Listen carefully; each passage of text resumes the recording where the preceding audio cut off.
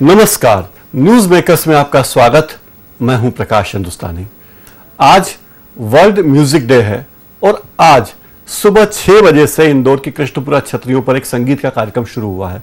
यह कार्यक्रम अगले दिन यानी कल सुबह 6 बजे तक अनवरत 24 घंटे चलने वाला है। विश्व संगीत दिवस पर यह कार्यक्रम पिछले 7 साल से लगातार हो रहा है और इसीलिए इस कार्यक्रम के आयोजक हमारे स्टूडियो में मौजूद हैं श्री राजेश मिश्रा गुड्डू। आपका बहुत बहुत स्वागत है। नमस्कार। आप ये कार्यक्रम करते हैं वर्ल्ड म्यूजिक डे पर जी। हर साल करते हैं लगातार 7 साल से। जी जी। कैसा रिस्पांस रहता है? रिस्पांस बहुत अच्छा रहता है और पूरा शहर इससे जुड़ता है। और कुछ कलाकार ऐसे होते हैं जिनको कोई मौका नहीं मिलता है, कोई स्टेज मौका नहीं मिलता है, वो वहाँ आके अपनी परफॉर्मेंस दे सकते हैं। और सभी जो शहर के कलाकार हैं, कभी कभी क्या होता है कि कुछ आयोजन में कुछ ही कलाकार को सुनने को मिलता है, बट यहाँ पे सभी कलाकार आते हैं और सभी कलाकार अपना परफॉर्मेंस देते हैं, तो हर कैटेगरी के कलाकार को सुनने को मिलता है। 24 घंटे कार्यक्रम चलाना बड़ा मुश्किल है, कैसे चयन करते हैं? मुश्किल नहीं है। संगीत की में जो शक्ति है वो 24 घंटे क्या हो सकता है, शायद 48 घंटे भी हम कर सकते हैं। संगीत में वो शक्ति है। तो अलग अलग आर्टिस्ट आते हैं परफॉर्म करते देते हैं। यस। आप क्या प्रस्तुति देते हैं इसमें? मैं उसमें पूरा एक तो संगीत संयोजन होता है और मैं उसमें गिटार बजाता हूँ। आपने छोड़ा न संग त्योहार नाम की एक भोजपुरी फिल्म का संगीत भी दिया था। जी जी। मैंने कैसे भोजपुरी फिल्म में आप चले गए इंदौर में रहते हुए? इंदौर के ही प्रोड्यूसर हैं कमला शंकर जोशी जी। तो चूंकि वो हमारे आदरणीय थे तो उन्होंने इंदौर के ही सब कलाकारों को मौका दिया। कुछ कलाकार उन्होंने बॉम्बे से लिए थे, बट इंदौर के ही एक संगीतकार थे दीपेश बाजपेयी, तो उनसे उन्होंने उसका संगीत बनाया। और दीपेश बाजपेयी जी का ऑफ हो गए थे, मृत्यु हो गई उनकी, तो उसका जो म्यूजिक अरेंजमेंट है, मतलब कंपोजिशन तो दीपेश बाजपेयी जी की है, बट उसका जो म्यूजिक अरेंजमेंट है, कैसा उसका म्यूजिक होना है, वो मुझे करने का मौका मिला। तो कैसी रही फिल्म? भोजपुरी फिल्म जाहिर अपने यहाँ तो लगी नहीं होगी कि लगी? नहीं, बिहार में ठीक रही, बट उसका म्यूजिक बहुत अच्छा रहा। ये बहुत अच्छा रहा म्यूजिक। आपने सीरियलों में भी म्यूजिक दिया है? जी, पंच परमेश्वर एक सीरियल था, तो मध्य प्रदेश दूरदर्शन टेलीफिल्म में जो बनाया है उसके लिए वो उन्होंने एक सतरंगी मध्य प्रदेश दूरदर्शन सतरंगी दुनिया सीरियल आया था, उसमें मैंने म्यूजिक दिया हुआ है।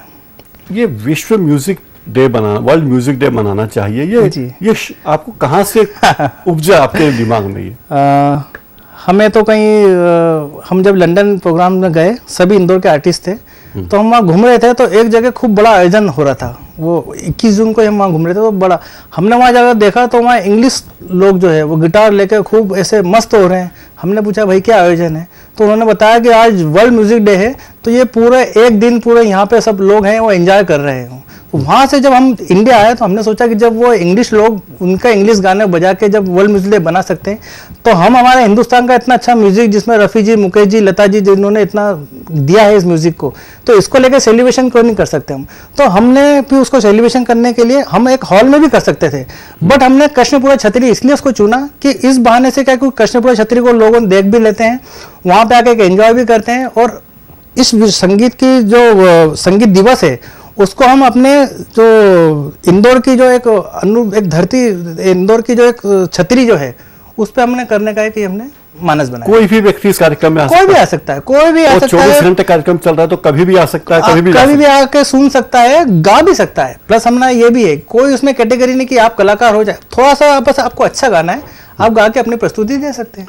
कोई ऐसा शर्त नहीं कि आपको जाने माने कलाकार ही होना जरूरी है? नहीं, ये कोई कलाकार तो हर कलाकार हो सकते हैं ना। आप अगर अच्छा गाते हैं तो जरूरी नहीं। नहीं, ये तो कुछ नहीं, ये तो कुछ नहीं। कलाकार अपने आप में ख्यात होता है, अगर उसने अच्छा गाया तो उस समय वो ख्यात हो जाता है। तो ये ऐसा कोई वो जरूरी नहीं कि कोई ख्यात कलाकार होना जरूरी है। कौन कौन से कलाकार प्रस्तुतियां दे रहे हैं आज? आज आकांक्षा जाचक प्रस्तुति देगी, अभी वो शाम को आने वाली है, अभी तो शुरुआत हुआ है इसका। और राजेश शर्मा जी हैं, राजेश शर्मा जी तो लगभग सुबह से ही लगे हुए हैं। अनु शर्मा जी हैं और मोना शेवड़े जी हैं, इंदौर की बहुत अच्छी गज़ल गायिका हैं। शाम को अर्पिता जी आने वाली हैं। विवेक दादा रात को 9 बजे शो ख़त्म करके अपना 10 बजे शो ख़त्म करके आएंगे, वो 2-3 बजे तक वो गाएंगे। फिर राजू कुलपाड़ा जी एक सैक्सोफोन वादक हैं, वो शाम को 7 से लेकर 9 बजे तक सैक्सोफोन पे अपनी धुनें वहाँ सुनाएंगे।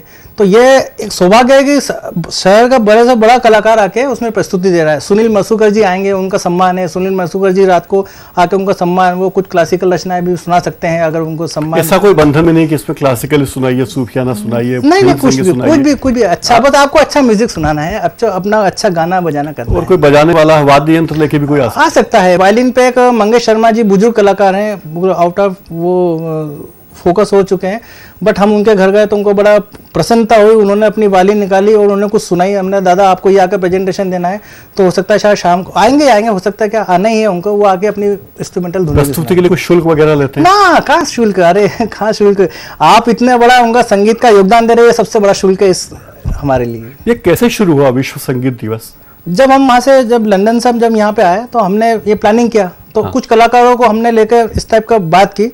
तो हमने पहले इसको 3 घंटे का हमने मानस बनाया था कि 3 घंटे, तो काफ़ी कलाकार इकट्ठे हुए। बोले यार क्या 3 घंटे बनाते, अपन तो इतने सारे कलाकार हैं, अपन इसको सुबह 6 से लेके शाम तक का प्लानिंग किया था, पहले 12 घंटे का। बट हमने नहीं कि शाम को तो इवनिंग यहाँ के शबे मालवा की जो हवा है उसका अगर आनंद लेना है तो पूरी रात इसको करना है, तो हमने फिर इसको 24 घंटे का। और अगर बहुत तेज बारिश आ गई तो छतरी पे दिक्कत नहीं होती भाई साहब, बारिश तो होती है, आती है, बारिश के मौसम में होता है, ये मानसून अभी बारिश का चल रहा है। हाँ। तो बारिश होती है, वो बारिश का आनंद अलग रहता है और अंदर अपना गाना बजाना चलता है। इंदौर के कौन कौन से कलाकार हैं जिन्होंने बहुत देश दुनिया में नाम कमाया, आपकी निगाह में कौन है?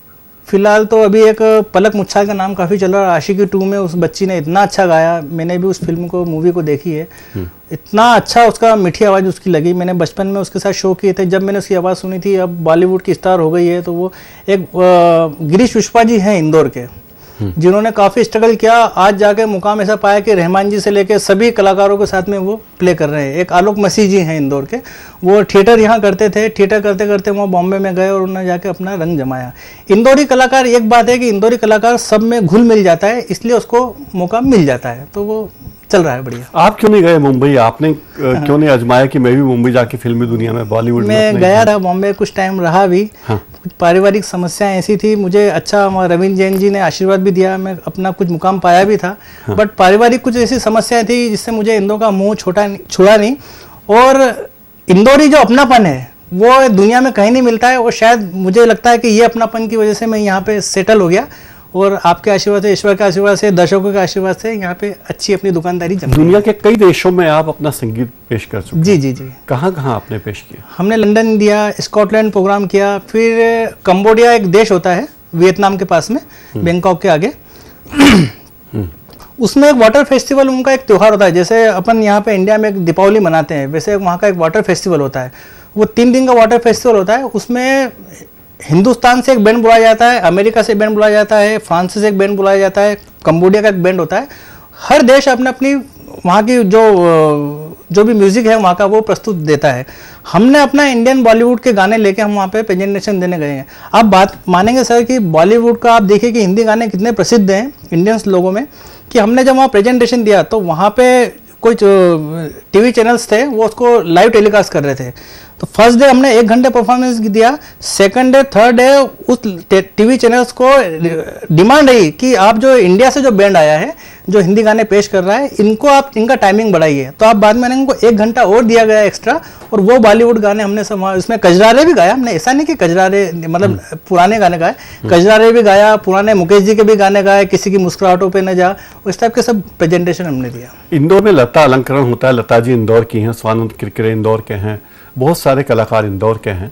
तो क्या लता अलंकरण समारोह खत्म नहीं कर देना चाहिए? इतने साल हो गए, 2.5 दशक से ज्यादा हो गए, जो चीज इतनी अच्छी शुरुआत है उसको खत्म क्यों करें सर? आप मुझे बताइए। सभी प्रमुख संगीतकार, प्रमुख गायकों को सम्मान मिल चुका है, तो अभी भी तो अपकमिंग है ना सर। खाली सीटें पड़ी रहती है, 10-10 हजार सीटें, 3,000 लोग। ये यहाँ के प्रशासन की सबसे बड़ी वो गलती है कि उसको अच्छे से प्रेजेंटेशन नहीं देते हैं, अच्छा सा उसका प्रचार प्रसार नहीं करते हैं, इसलिए। बट सर इस लता अलंकरण की पूरी हिंदुस्तान में धूम रहती है। हिंदुस्तान में हर बॉलीवुड कलाकार चाहता है कि उनको लता अलंकरण मिले, तो ये बंद तो होने ही नहीं चाहिए, सवाल ही नहीं।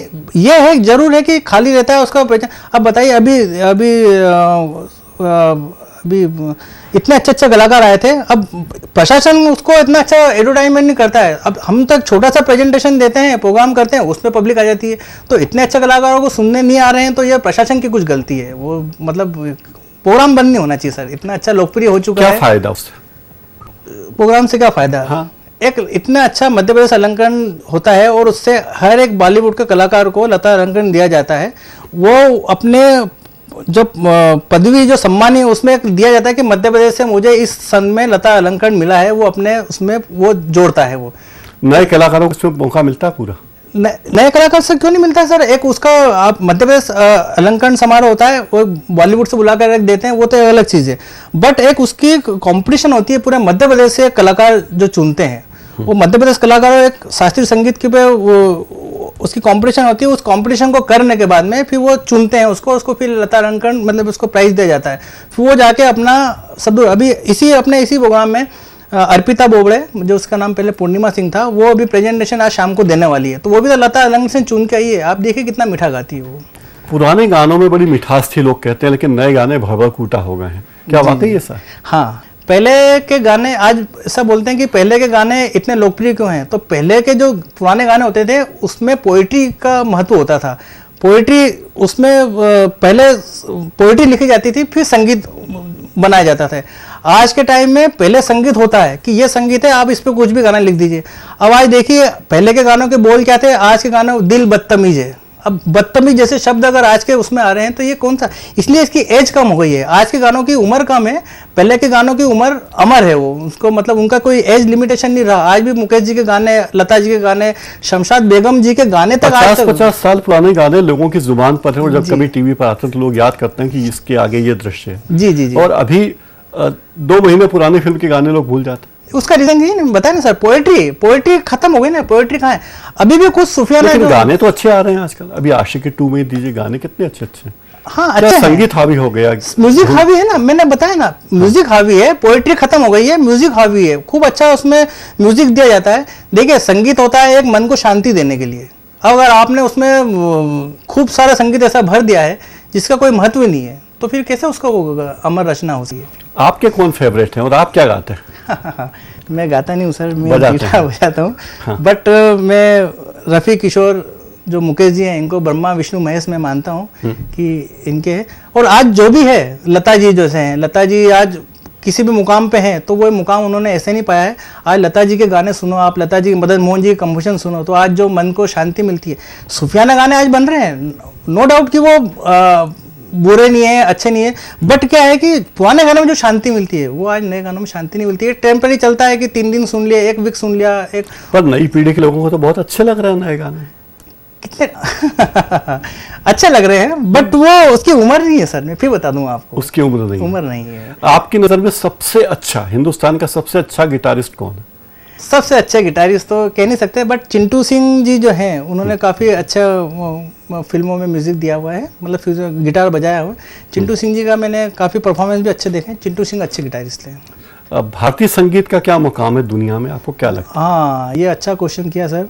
भारतीय संगीत का जो हिंदुस्तान में मुकाम नहीं है, वो फॉरेन में उसका मुकाम बना हुआ है।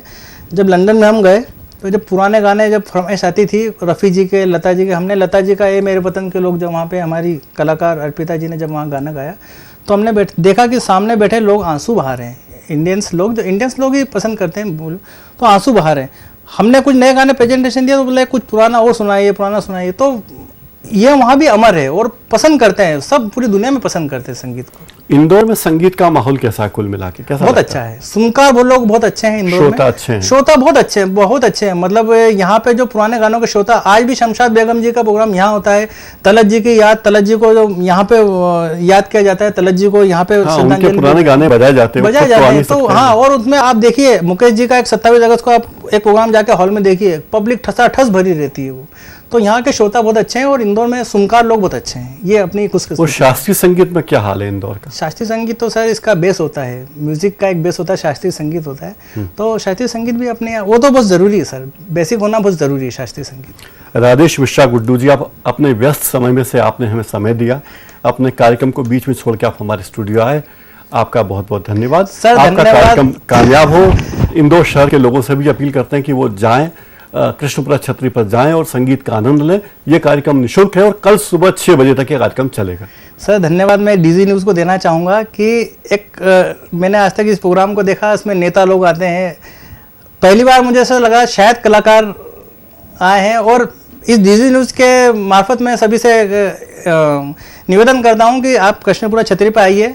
अभी तो शाम होना बाकी है, शाम को खूब अच्छे कलाकार आएंगे। और छतरी को जिस हिसाब से हमने सजाया है, उसका डेकोरेशन किया है, अभी 9 बजे 10 बजे हम आतिशबाजी भी करने वाले हैं, तो आप आके उसको एंजॉय कीजिए। ये प्रोग्राम आपका है, हम कलाकार तो आपकी सेवा में लगे हुए हैं। आप सब कलाकार आके, आप सब ऑडियंस आके इस कलाकारों को सम्मान देंगे तो ये हमको और उत्साह बनेगा। हो सकता है अगले साल और उसमें दुगना उत्साह से हम करें। राजेश मिश्रा जी, आपका बहुत बहुत धन्यवाद। आप हमारा ये कार्यक्रम YouTube पर जाकर भी देख सकते हैं। YouTube का URL स्क्रीन पर नीचे दिया गया है। और अगर इसमें कोई दिक्कत आए तो आप YouTube पर जाकर सर्च में news makers DG news Indore search करिए तो आपको हमारे सारे वीडियो वहां मिल जाएंगे। आज इस कार्यक्रम में इतना ही। नमस्कार।